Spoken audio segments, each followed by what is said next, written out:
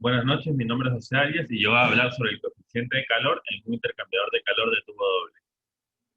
Como objetivo tenemos que es determinar la variación del coeficiente de calor total con las temperaturas de entrada y las temperaturas de salida para el análisis de este tipo de intercambiadores. Este es el ejercicio que vamos a analizar, donde tenemos que saber utilizar un intercambiador de calor de tubo doble con pared delgada y a contraflujo para enfriar aceite que entra a 150 grados centígrados y sale a 50. Mientras que para el medio para enfriar va a ser agua que entra a 22 grados centígrados con este flujo máximo. Tenemos el diámetro del tubo y la longitud del tubo. Aquí podemos ver un dibujo donde se puede ver el intercambiador de calor de tubo doble, cómo entra aceite a 150 grados y se enfría, mientras que el agua entra a 22, pero no tenemos la temperatura de salida del aire, por lo tanto hay que calcularlo. Pero el objetivo es determinar el coeficiente de transferencia de calor total de este intercambiador, además de realizar un estudio paramétrico para ver cómo varía este coeficiente a medida que se cambian las temperaturas de salida del aceite y la temperatura de entrada del agua. Para la resolución vamos a utilizar estas fórmulas. Tenemos cómo se calcula el flujo de calor con la fórmula típica del MCT por delta T. Pero también vamos a utilizar una nueva fórmula, entre comillas, que es el flujo de calor es igual al coeficiente de transferencia de calor total por el área superficial por la temperatura media logarítmica, y la temperatura media logarítmica se calcula mediante esta fórmula que vemos aquí. Por lo tanto, vamos a primero anotar todos los datos en LS. Tenemos flujo másico, los CP, las temperaturas, pero lo que no tenemos es la temperatura de salida de la corriente fría, es decir, de la corriente de aire. Por lo que primero nosotros lo que hacemos es calcular el flujo de calor con el aceite. ¿Cuál es el calor que pierde el aceite?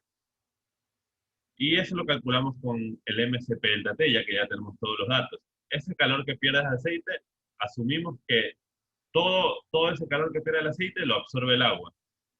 Por lo tanto, el flujo de calor del agua va a ser el mismo, y utilizamos aquí para despejar el TC out. Con esta fórmula despejamos el TC out ya que tenemos el flujo de calor. Cabe recalcar que aquí en el delta T se utiliza la temperatura que sea mayor al principio para que el flujo de calor quede positivo, sea la temperatura de entrada o la temperatura de salida, como podemos ver aquí. Ya al tener el flujo de calor, se procede a calcular la temperatura media logarítmica mediante esta fórmula. Delta T2 es igual a la temperatura caliente de entrada, es decir, la del aceite, menos la temperatura fría de salida, es decir, la del agua.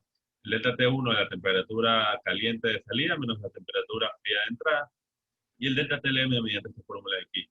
El área superficial simplemente pi por el diámetro por la longitud, y el coeficiente de transferencia total es igual al calor sobre el área superficial sobre el delta TLM, la temperatura media logarítmica. Aquí tenemos los valores que quedan. Tenemos que dar un valor de 550.000 joules, watts, perdón. La temperatura de salida del agua es de 109.7 grados centígrados. El delta T2 es 40 grados, delta T1 28 grados, la temperatura media logarítmica 33.7 grados, el área superficial 0.47 metros cuadrados, y lo más importante, que es el coeficiente de transferencia total de calor, es igual a 34.562 watts sobre metros cuadrados. Ahora vamos a ver las gráficas para, del análisis paramétrico.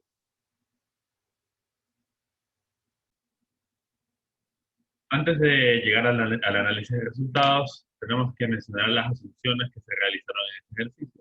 Primero tenemos que el sistema es estable y estacionario, que las propiedades de los flujos del aceite del agua permanecen constantes durante todo el análisis del intercambiador.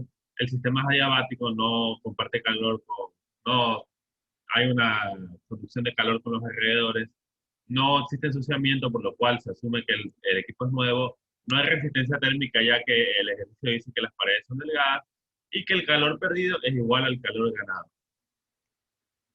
Bueno, como análisis de resultados, nosotros hicimos un análisis paramétrico de cómo varía la temperatura de salida del aceite, es decir, de la corriente caliente, con el coeficiente de transferencia de calor total. Tenemos que es una relación inversamente proporcional. ¿Y por qué es esto? Primero que nada lo vemos desde el punto de vista matemático.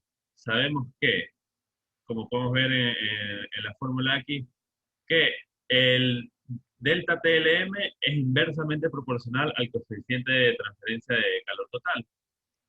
Por lo cual, si aumenta la temperatura de salida de la corriente de aceite de salida, también va a aumentar el delta TLM y por lo tanto va a disminuir el coeficiente de transferencia total. Pero, ¿qué pasa desde el punto de vista químico? Nosotros sabemos que si la temperatura de salida va aumentando, es decir, se enfría menos. El objetivo del aceite es enfriarse, pero si está aumentando la temperatura de salida, significa que este aceite se está enfriando menos.